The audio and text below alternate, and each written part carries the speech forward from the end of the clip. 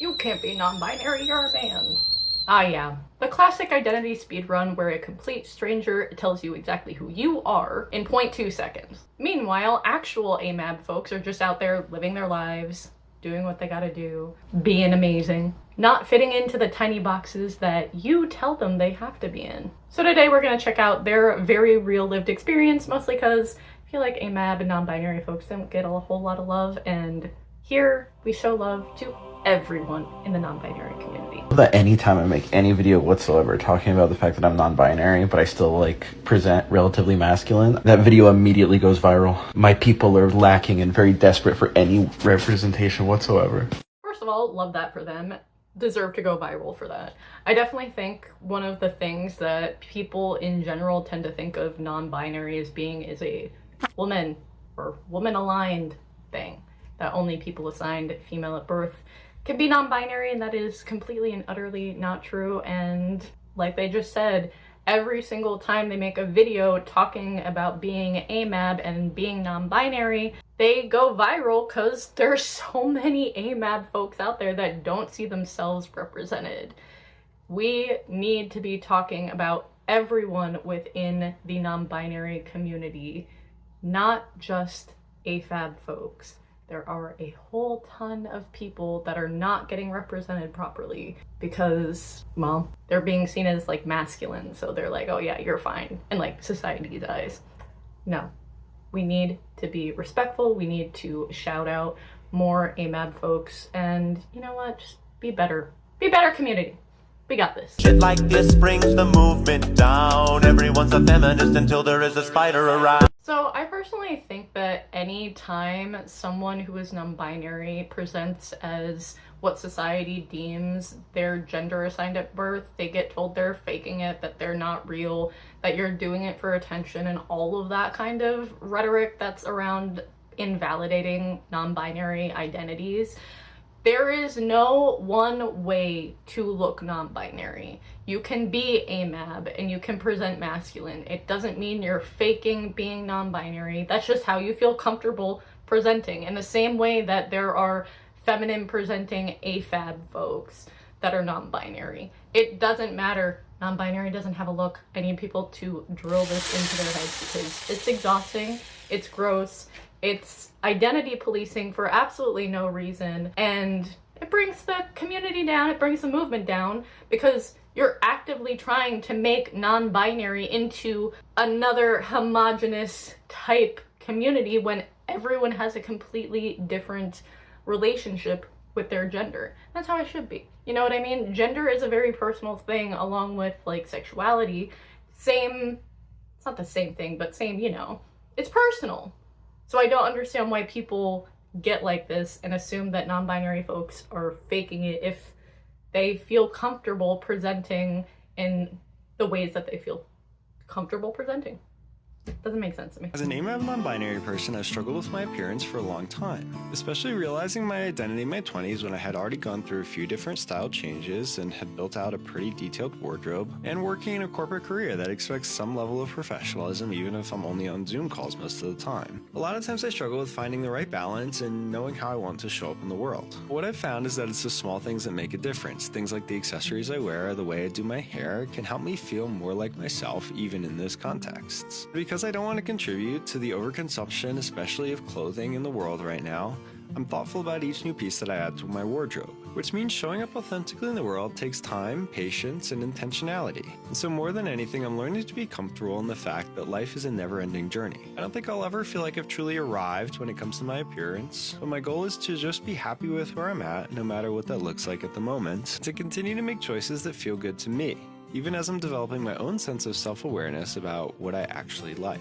Coming out was just the start, and I feel like I've been on a journey ever since. But maybe the most important part of that journey has just been learning to accept myself where I am. Be content knowing that I'm doing my best, and to enjoy the process, even if it feels like sometimes I don't know how to strike the perfect balance for myself.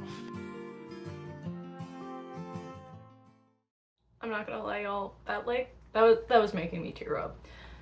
Mostly because I think in general, first of all, we don't see non-binary folks being represented as parents, so I absolutely love their platform, normalizing the fact that non-binary people are literally just people. I also wanted to include this because I think it's very universal in the idea of being non-binary and having to still show up in certain gendered ways if it comes to your job and what you do and that kind of things, and what things can help you, you know, relieve dysphoria, even if it is just, you know, the small things that help you get through the day in this ever so gendered world when it really shouldn't have to be.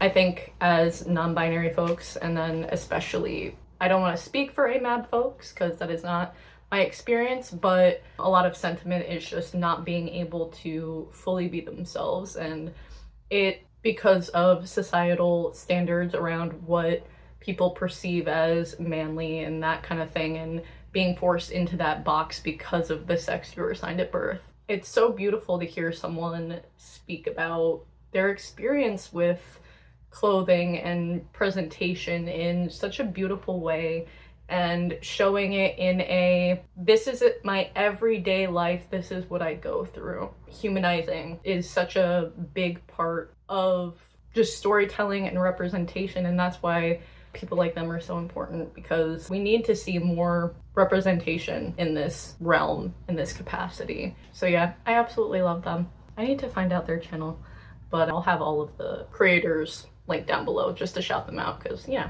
why not? I'm non-binary, so I used to struggle with a lot of body dysmorphia, especially because I used to be super skinny, and I also used to be like 300 pounds. Anyways, I digress. I've struggled a lot, especially because I was assigned male at birth and I have a joystick. And I always used to struggle with like, oh my god, that makes me a man just because I have a joystick. And it's like, does it though? Especially if I think about it differently. So the way I think about it nowadays is like, I have a joystick or I have a strapless strap-on. That's all it is. Like I can disconnect it at night, and you know, I can be fluid about it, but like at the end of the day, it's just like a fun toy. It's a joystick. It's a strapless strap-on. At the end of the day, like for real though, like gender is kind of just a concept, and everything in this world is low-key close to a theory or a concept, especially when you get into the social dynamics of gender and all that. So like you could literally just say and believe whatever you want when it comes to your own identity. First off, I absolutely love this for them.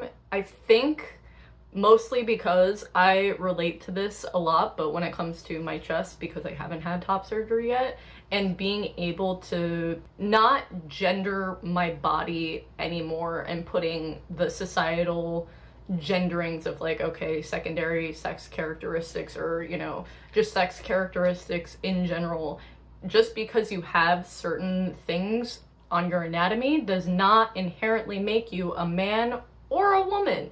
You know what I mean? And I think it's something, especially when you're younger and your body isn't connecting the way you perceive yourself, it's so distressing. It's so harmful when you're actively hating and not feeling like you're you, and you look in the mirror and you're like, that's not who I am. One of the things that helped me, like they were saying, is getting rid of the idea that my body is gendered. Just because I have a chest doesn't make me a woman. It doesn't mean that I have a woman's chest. It means I have a non-binary chest. Same thing with what they're talking about with their bottom dysphoria. Just because they have a joystick or a strapless strap-on, which by the way, I absolutely love that like concept, dope as hell, doesn't mean that they're a man. You know what I mean? Being able to appreciate and just see your body and be like, this is what it is now.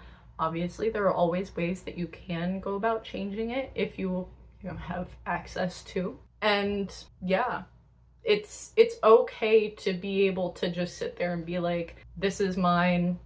It doesn't make me X, Y, and Z. And I think it's something I wish I had learned sooner. I did learn it when I was like 23, 24, and it definitely helped my dysphoria not get better, but help me ground a whole lot more when it comes to when I have dysphoria that's really severe. But yeah, I absolutely appreciate this kind of advice, because it's true. We're just, you know, squishy meat bags walking around. Like, it doesn't matter. SpongeBob, did you get those bathrooms mopped yet? Yes, ma'am. I mean, sir. I mean, boss. I mean, poobah.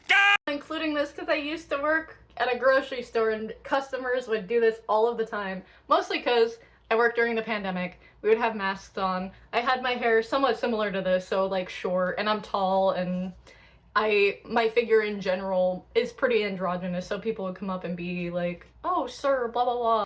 And then as soon as they would hear my voice, they'd be like, I love confusing cis people. It's my favorite thing in the world. Except when they get to be like bitches about it. I have had people, you know, be rude as fuck, but you know, that's on them. It really doesn't say anything about me. But yeah, if you're a non-binary person who's worked retail, please let me know if you've had this experience too, because at the very least, I've found it funny. I know that it's not always funny because it can be issues sometimes, but yeah, no, I always love confusing the cis folk. Thank you so much for watching this video. That's like the third time I've tried. If you are an AMAB non-binary person, what has your experience been? What do you wish more people knew? I would absolutely love to see that as well. And we'll see you in the next video. Bye.